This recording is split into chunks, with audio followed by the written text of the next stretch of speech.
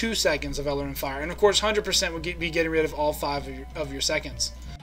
That's how it works under the new tree, to the best of my knowledge. I haven't seen it perform any differently, and haven't heard anybody say anything to counter that.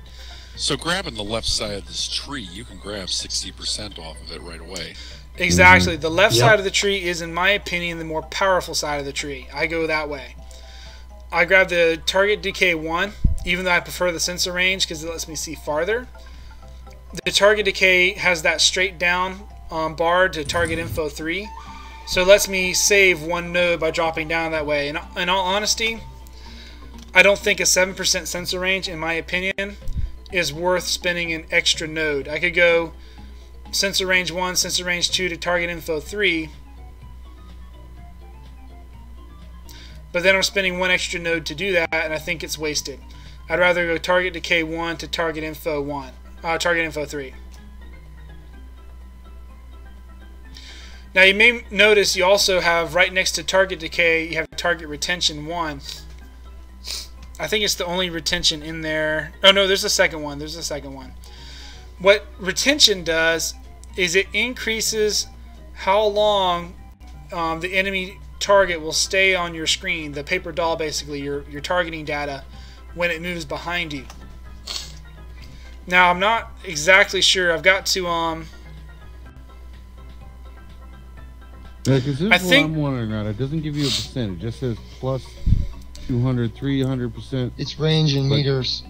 Well, I was gonna say I think it's degrees, because it says 360 target retention range. Yeah, but then you get plus 400 if you get it twice. So that doesn't make True, sense. maybe it is in meters. It is range. It's range Well, in if you're a meters. cross-eyed pilot. It might be range, once, yeah. You have 100 meters of 360, basically. I think that's right. I think it means if you get both, then for a 400 meter arc, a 400 meter radius around you, any mech you lock onto that gets behind you, you will maintain your lock, I think. I have to do a little more research on that one. It's a little more confusing. Previously, it just had like a seconds or a percentage or something on it under the old tree that made it easier to understand, but this one is a little more ambiguous. Yeah, I think it's just the maintaining of your target data. I think you're right. As opposed to your lock, because your lock goes away. Battle with this. I don't know how it works. Yeah, I think you're right. I think decay will affect your lock when it moves behind you, but I think retention affects your data. I think it affects the distance from you that the mech gets as far as how long you can hold the data. The farther it gets, the weaker and faster you lose your data, and then this boosts that range. I'm going to guess that's it. Or maybe it's like seismic sensor, but just for regular radar. Because it says 360, and there used to be a module 360-degree target retention that came out with the Urban. Well, you got it for free with the Urban Mech. It was always there, but you got it for free with the Urban if you bought the special. Yeah, I think that was how far behind you could retain your information when your back was turned. Yeah, so I think if that's how it works, then like almost everybody's gonna have that because they're on your way to that extra target. Yeah, it's like 20%. That's on the way to 20% worth or 40% worth of radar derp. Well, assuming you take the right side of the tree. You'll also notice on the far right. Go ahead, Noob. Let me posit an alternate method here. And this is just me, but I always kind of go down the middle because I like all the radar derp, and also like having maybe not necessarily the best in all of those things that was just mentioned, but I like having some and the immediate, because like I said before, I got a horrible time with UACs and LRMs and chain fired SRM boats knocking my vision all over the place on my tiny little monitor that is hard for me to see in a brawl.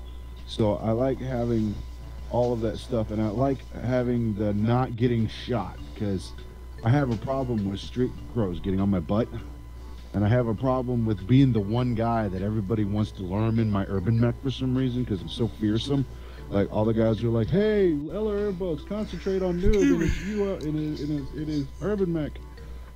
So I like having all of the things. So I go down both trees, and when you do that, it's a good chunk of points, but it's less points than other trees, and you get a lot of bonus doing that. Like for example, let me just run down the list. I got sensor range plus 35, info gathering plus 28%, which is pretty significant, decay duration of 2.8, radar derp of 100%, 360 target retention range of plus 200.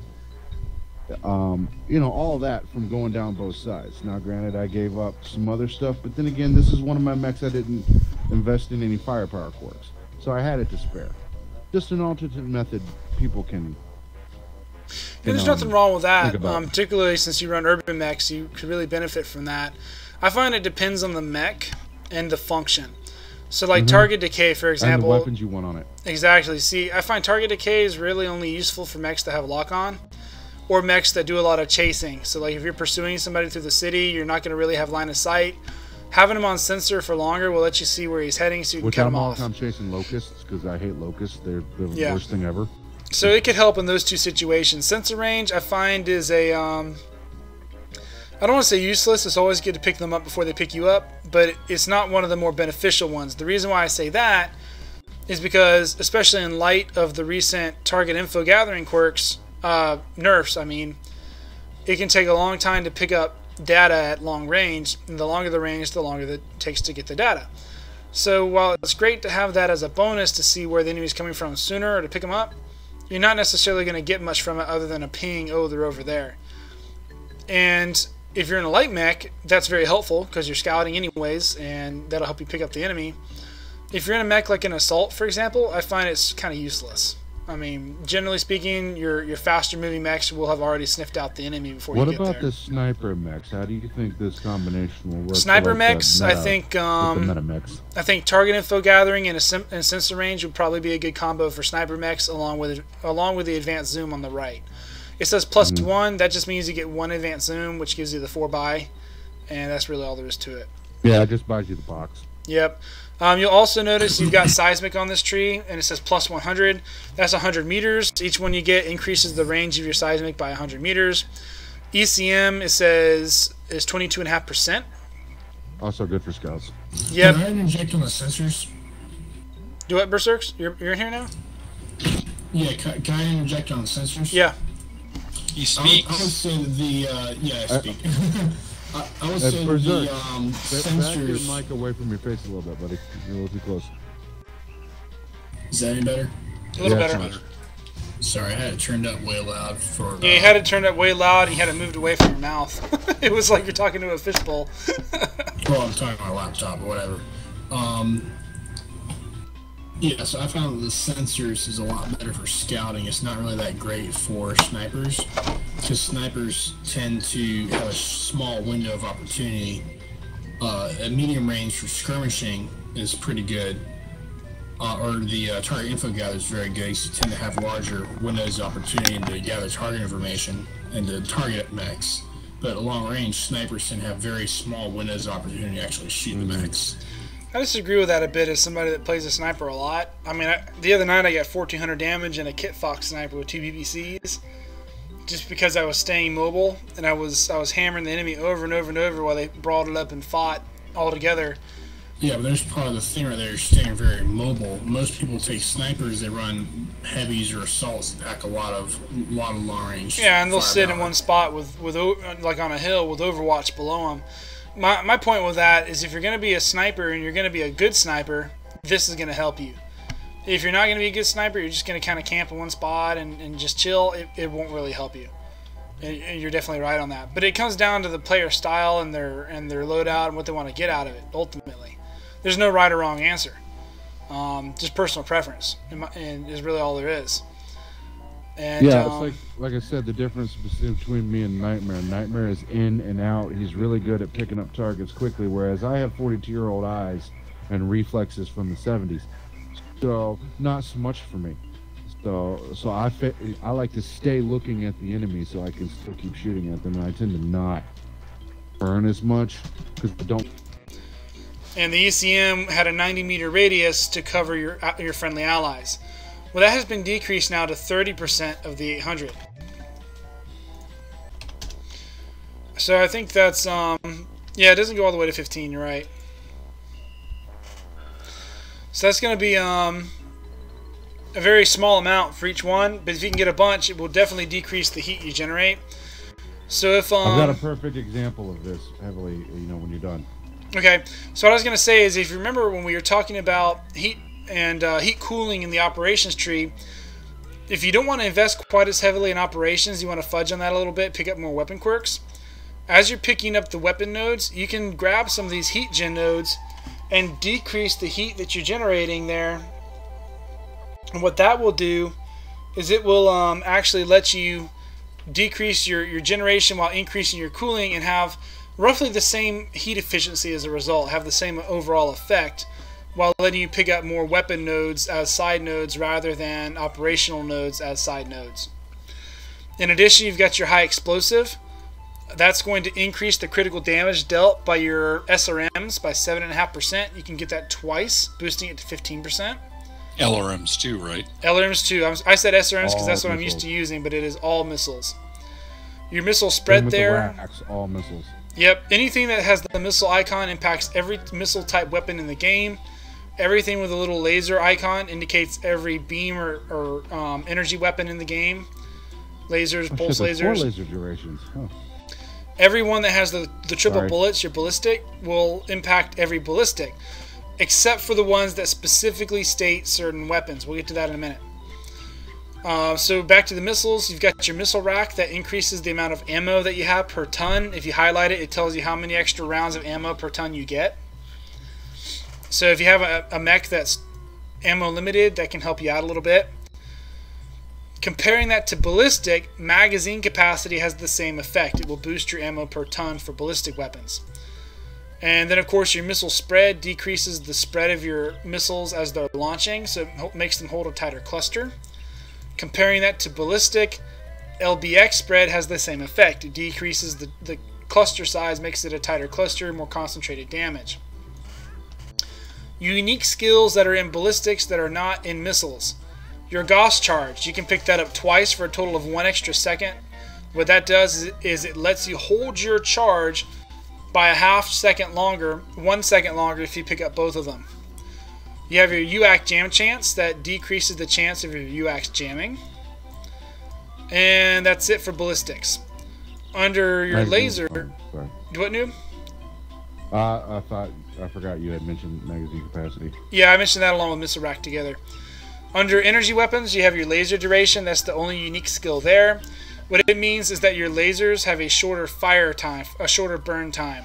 So let's say it takes you, for sake of easy math, I'm going to say it takes you 1 second to fire your laser. This is going to decrease it by 3.75%. So in other words, it's going to decrease it if you pick them all up. So that can be pretty significant. So this tree gives you the lowest rate of return, but if you invest heavily in it, you can pick up some very powerful overall quirks. If you do that, you're not going to have very many nodes, skill point nodes, to spend anywhere else. So you're really going to be kind of a glass cannon. Can I break in here real quick? Yeah, go ahead, stats for a heavily invested firepower tree. For example, this is my Centurion D with the LBX. So I put 42 out of 68 on this node, right? That seems like a lot, but I get LBX spread minus 10. I get LBX ammo capacity plus 4 per ton. I got SRM capacity plus 10 per ton. For my SRMs, I got missile crit damage of plus 15%, missile spread of minus 5, a total cooldown of all weapons of 9%, which is pretty significant. I've got a heat reduction of 4.5%, again, when coupled with the cool run and heat containment skills, gets quite, runs up quite a bit. I got a plus 10 global range, a plus 4 to velocity. And that, for that 42 points, I did get a lot of stuff. Plus, as far as the firepower goes, I didn't get all the heat generations and all the cooldowns. And I wasn't able to get missile rack 2, which bummed me out. But if I had went differently, I might change it, take some laser duration, get more missile rack. I don't know. But you do get a lot of stuff if you invest heavily, but you have to invest very heavily. This costs almost half my points just to do all this. In trade, I got no agility buffs and I got no mech operation buffs. Well, if you compare it to the other trees, mobility has the most at 40. Survival follows by 35, and the rest are all in their 20s. Then you look at firepower, it's got 68. It's got almost double most of the other trees, so it definitely has the most investment. I got to wrap this up pretty quick. My streamer is messing up. It's glitching on me, and it's fragmenting the stream. I don't know how much of this may be lost, so I'm going to have to try to wrap it up and then go thread it together and salvage what I can, unfortunately. For some reason, it's cutting in and out. I think it's losing its handshake with Twitch. Well, he says they got to get a computer that can run recording software. You were streaming? Yep. Yeah, he twitches all of his training. Oh, well, if I'd known that, I've been watching your stream. Oh, yeah. For training night, I put it up on Twitch, and I don't like to record because it takes up so much hard drive space. So I stream it to Twitch, and then I just highlight it and port it over to YouTube, and then post it on the Brethren site. That way, it's there as a resource for whoever wants to use it. Okay, good to know. I should have mentioned that at the start. Sorry, guys. Okay, you so been following the bouncing ball. I should have thought about that. That way, you guys could actually see what I'm looking at. That would have been. I really should have thought about that. Especially in this case, because I was like at work, we would Skype and have a screen share or something. Yeah, I'm so sorry, man. I should have started with that. Let me post it here so you can at least see the wrap up. I wonder if we could do that Skype thing for training lights, because it would be better to have a real-time ability to see screens, because Twitch does the 10-second delay. You may be well past the topic by the time you get the message in chat to say, hey, wait a minute, then have to stop and backtrack. It can get more chaotic. If somebody's got an option for like live, I mean, I just posted my Twitch URL in the chat box. I can't believe I didn't mention that at the start. I meant to do that, and I jumped into it and completely forgot. Right, you should have led with that. You're right, I should have. That was a brain dead moment. Okay, so for my Hunchback, I've got 21 nodes. I definitely want to invest here. And I'm looking at ballistics. There's really nothing in ballistics that helps me. The magazine capacity would be nice to have. I don't know if I can get to it and get all the other nodes I want, but I'm definitely going to start on the right side and see how far I get. Laser duration wouldn't be bad either, since I have 3 medium lasers to back up that AC-20. It helped me get more of my damage in, since I have to tuck and shield as well. So I'm going to start out moving right, see how far I get here. I really don't need Gauss Charge.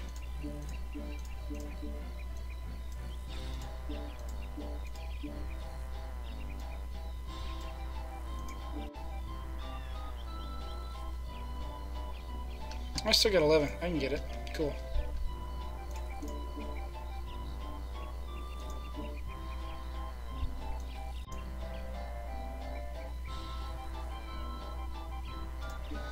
Be very careful. I don't want to go over too far here.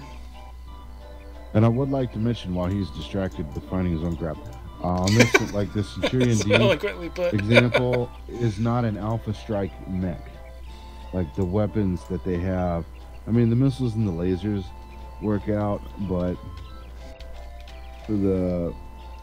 they all have different cooldown times, particularly the cannon. So this is built to be a DPS. It's built to be a sandblaster, basically. It's built to keep significant damage, like chain firing, all this stuff, simultaneously. Do a significant enough damage that it makes the guy go, oh crap, beat up too much. Where he's trying to alpha and move away, I can still keep track on him and maybe blow half his weapons off by the time he's swung back over. Because I am noticing, even without the mech operations, that this particular mech, and I don't know if it'll hold through for all, but this particular mech is running a lot cooler. Like, my gun doesn't fire as fast as it used to. You used to be able to get 62% cooldown, and the most you can get now is like 39 or 33 or something like that. But I can shoot my secondary weapons for longer before they overheat, and that offsets the amount of DPS that I'm losing because my main gun is slower. That's another point of when you heavily increasing this, because you're going to pick up a bunch of heat gen just getting to the other crap you want, right? So that's going to help offset the nerfs that certain mechs have on certain weapons, because it allows you to bring your secondaries online for longer. And what I'm looking at right now is I'm trying to decide, should I go with laser duration, which I have 2 nodes left. I can pick up 2 nodes of laser duration and decrease my duration by 7.5%, which means less phase time and more damage into my burn time per second, which means I'm dealing my damage faster, which is good. Or I can pick up 2 more nodes of cooldown and boost my cooldown by an extra 5%. Now here's what I'm looking at. My Hunchback still has a ballistic cooldown of 10% and an AC 20 cooldown. Where'd it go? I lost it. I had it here.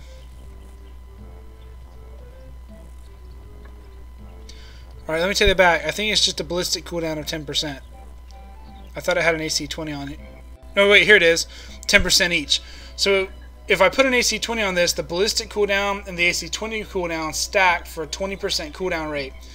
So I can pick up 5% with these last 2 nodes. I can boost my total cooldown to 5% and kick that up to 25% the way it stacks, which would be pretty sweet for an AC 20. It also puts it back at its original cooldown, if I remember correctly. I think it was a 25% cooldown prior to the cooldown module that you can mount on it, if I recall correctly from the old stats. Or I could put some nodes into my burn time and my medium lasers will be more effective. That's what I got to look at and try to figure out what's more important. I think what I'm going to do this round... Where's my heat?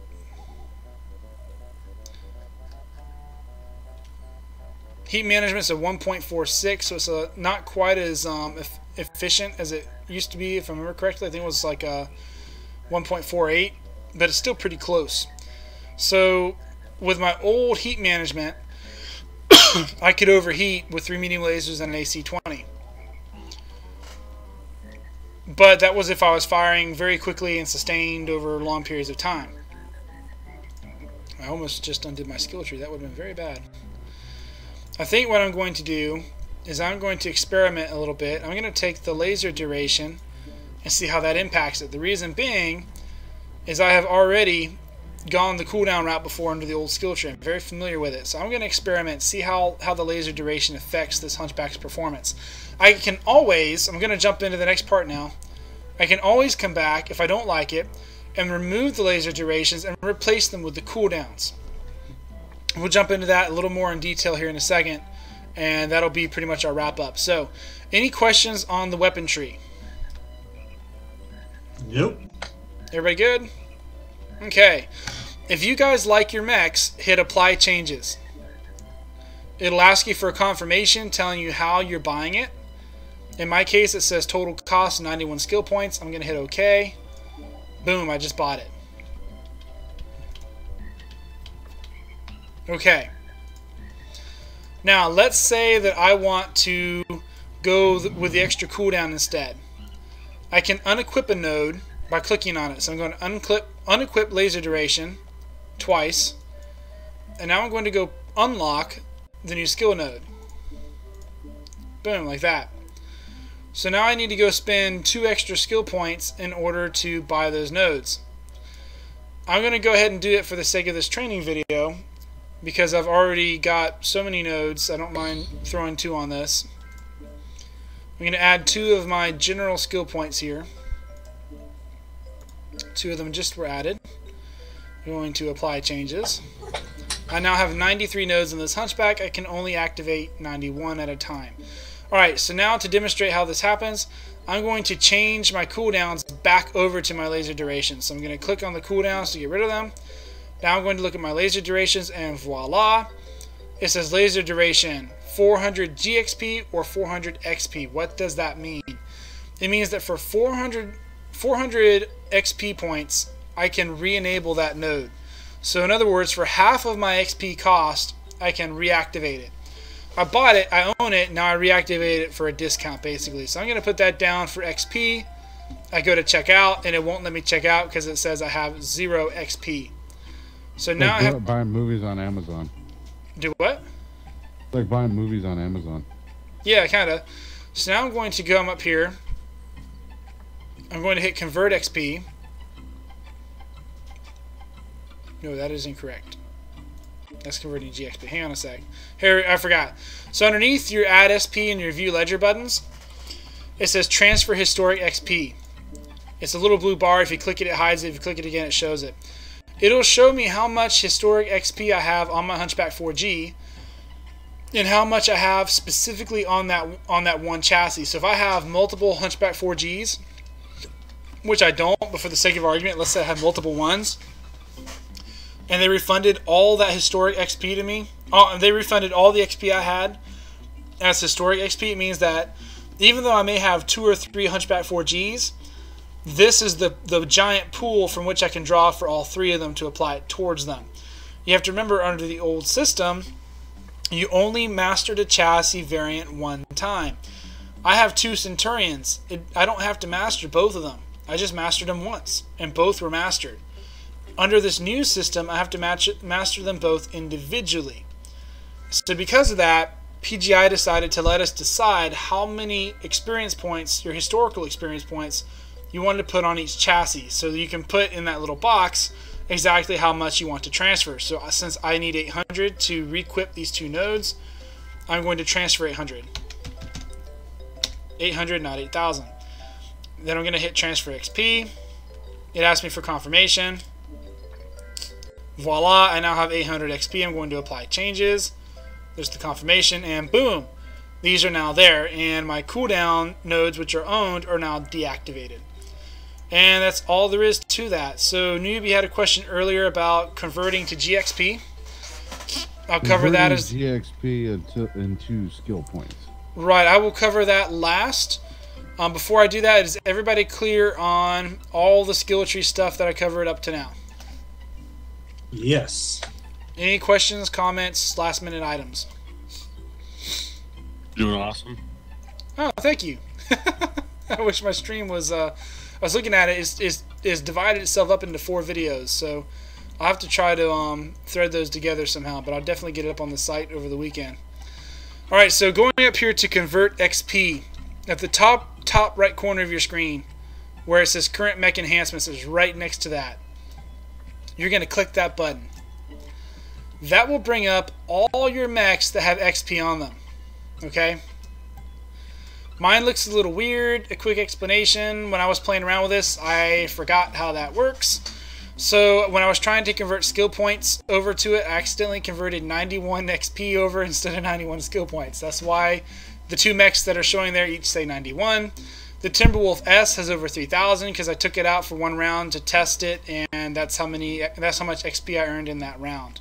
So let's say I want to convert my XP over to my GXP. If you notice, there are, in each row, there's a box that says 0. And next to that box on the right are arrows. You can click the arrows to determine how much you're going to convert. It does it in 25 XP increments. The big arrow does it. The big arrow basically does it in, I guess, thousands or 3,000s. It takes as much as you. No, I'm sorry. It does it all the way to all your XP. That's what it does.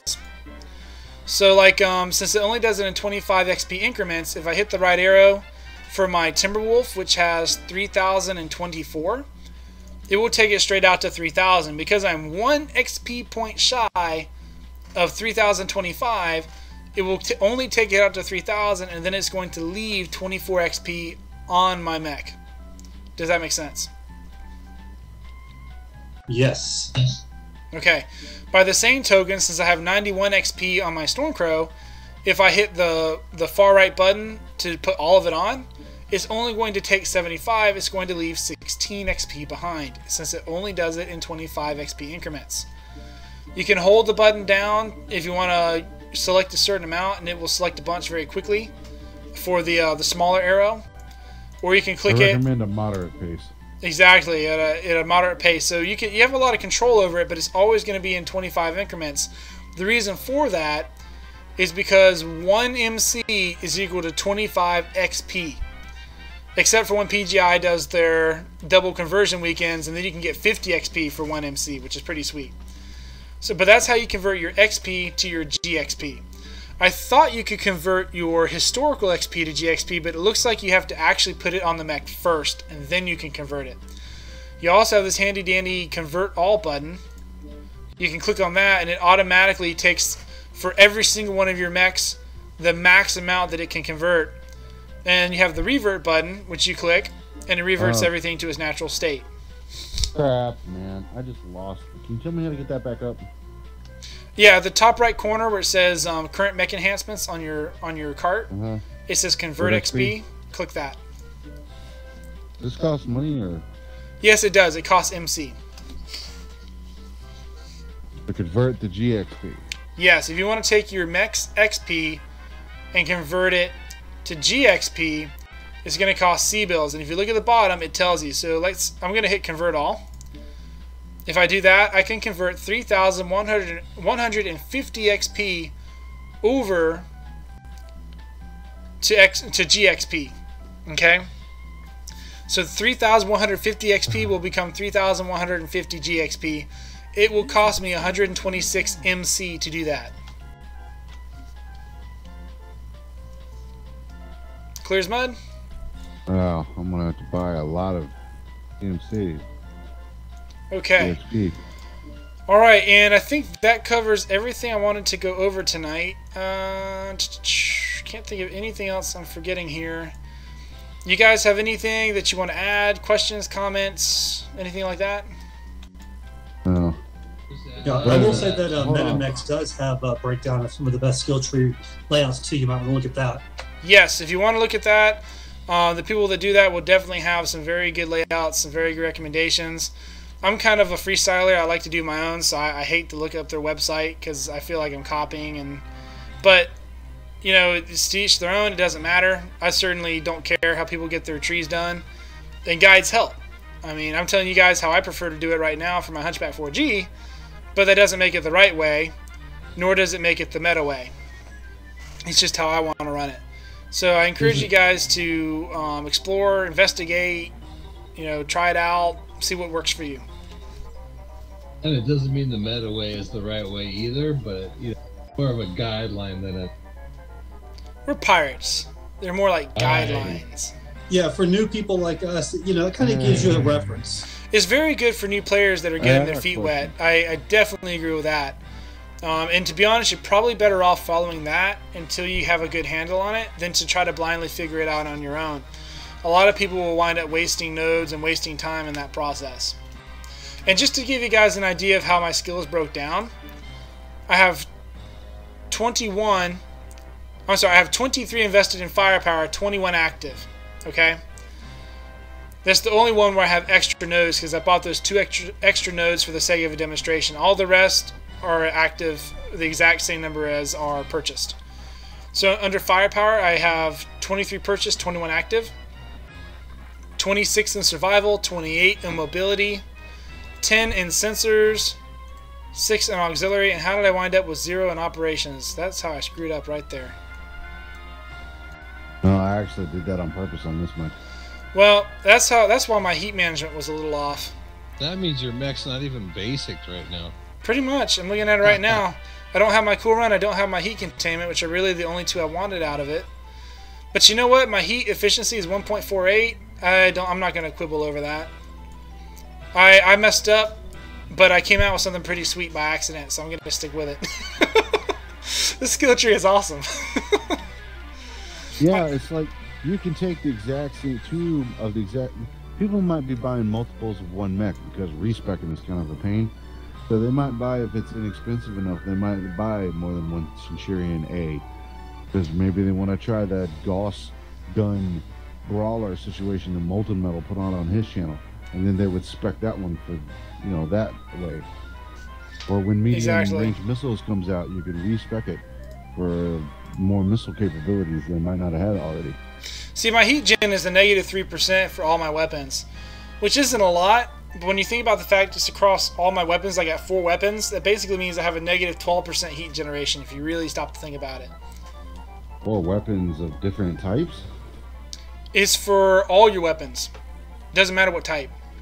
Yeah, to some extent, once you have those attributes set, you can change your configuration on your mech and still take advantage of those multiple weapon and bonuses. Exactly. Yeah. And like I said, the heat gen, you're like, it's 0.75, it's only 3%. But the more weapons you have, the more powerful that modifier is because it stacks with your guns. I have 3 medium lasers, 1 AC-20. That's 4 guns. negative 3% for each one is a negative 12% overall heat generation on my weapons because of the way it's going to stack. Does that make sense? Cooldown. My lasers centurion up. Yeah, I got max heat of 9% on this one, and heat dissipation, and this is a laser boat.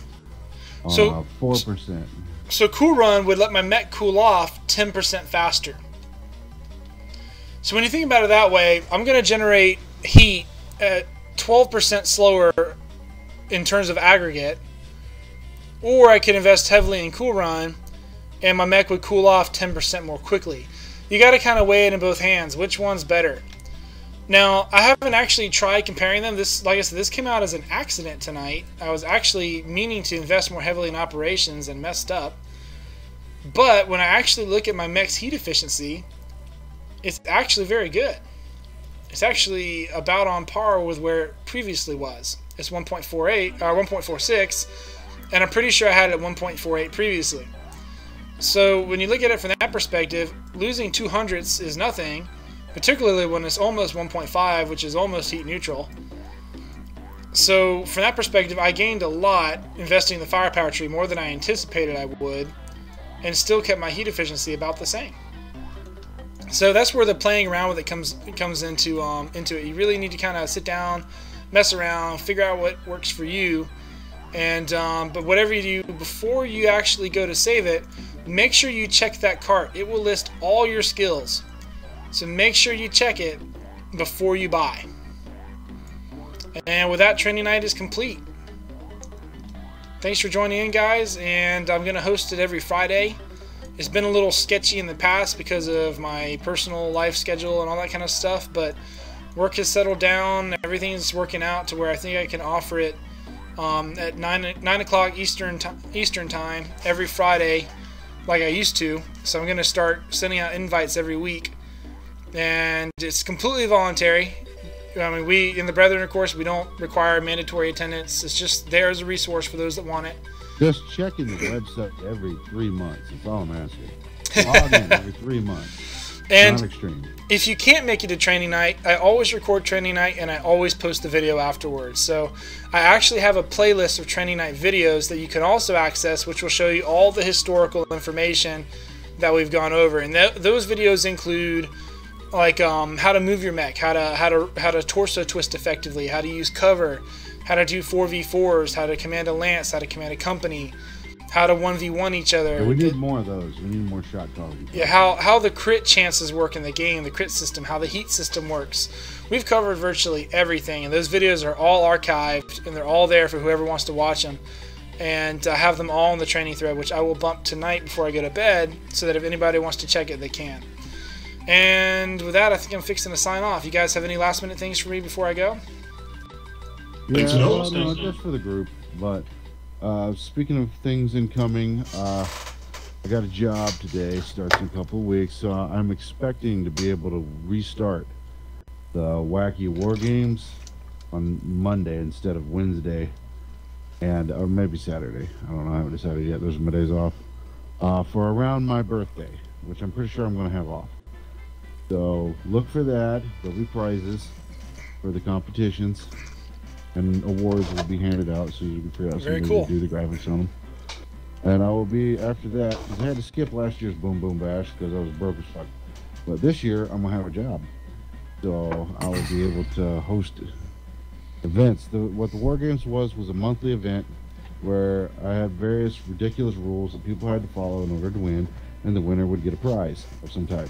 Premium time, maybe a cheap mech, something of that nature. Was that the one where we decreased our mouse sensitivity? Was that Unlucky Friday the 13th, or was that War Games where we had to cut the mouse sensitivity all the way down, or people had to fight with without turning their torsos? That was Friday the 13th. We had random weird is that what that was? Weird rules. I got stuck with one where you can only turn left. Impossible to obey. Impossible. We had so much fun. So yeah, so Noob's got his which was the bullshit way to do it, because most mechs have their gun arm on their right arm, like the most of their guns. So it's forcing you to turn off and shield with your gun arm.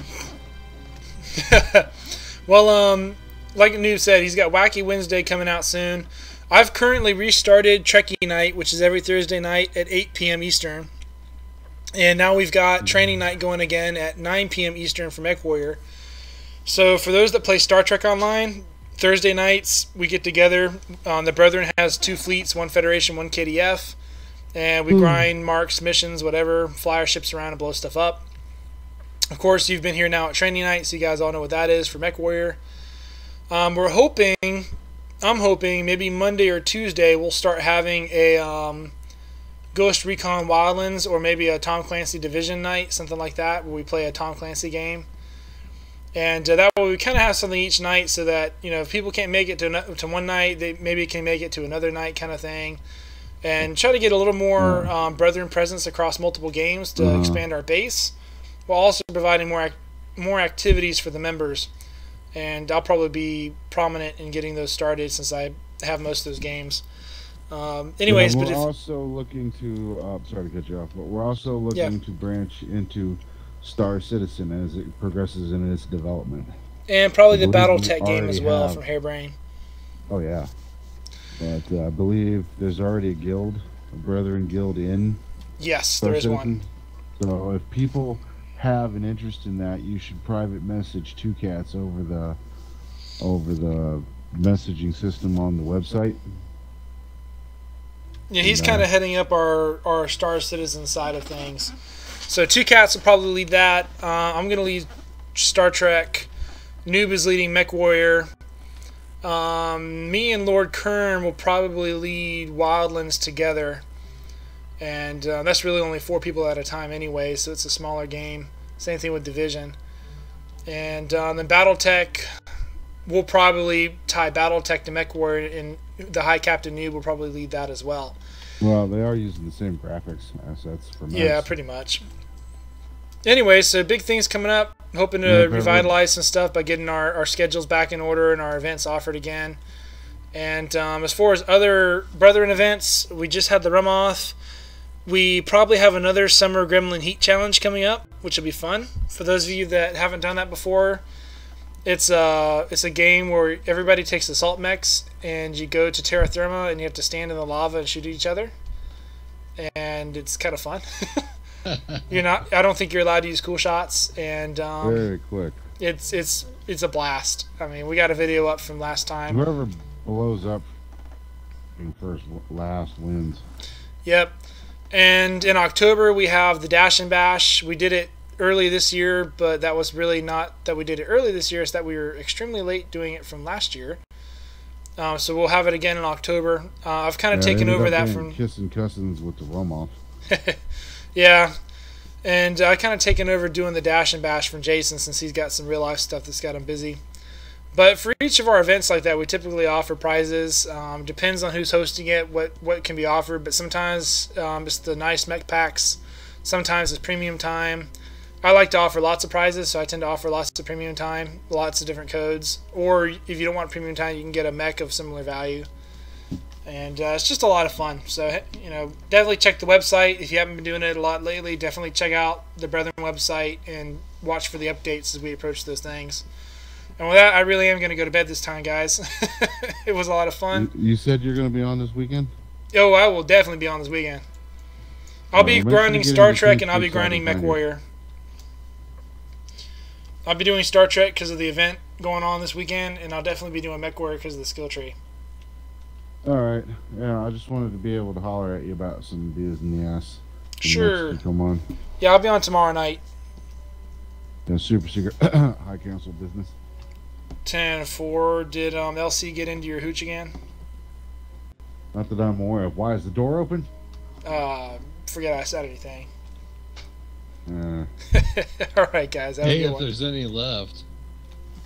Good night. Thanks, Nightmare. Appreciate it. Hey, no problem, guys. Anytime. Thanks. Yeah, Thanks, Nightmare. Thanks, dude. I've been in this game since 2011, and I'm one of the oldest players still in it, I think, in terms of when people joined. And one thing I've noticed is there's... doesn't have at least one gold mech. Yeah, I'm not going to spend that much. But this game is really unforgiving for new players, and when I got in, I had a very discouraging. I almost dropped the game. I had a very hard time staying with it, and nobody to take me under my wing. Nobody take me under their wing or anything, teach me about it. I dropped it for about almost 3 months while I was at school. It just got busy, and it was just not fun with repair and rearm. All your earnings went to repairing and reloading your mech every match. You couldn't make headway. Taking my Hunchback into fight at 70% armor with only 7 rounds of AC-20 was a miserable experience. I mean, and then getting shot up and coming out with 50% armor and no rounds of AC-20. And you just kept falling farther and farther behind. It was just aggravating as all get out. And basically I just stuck with it and got good.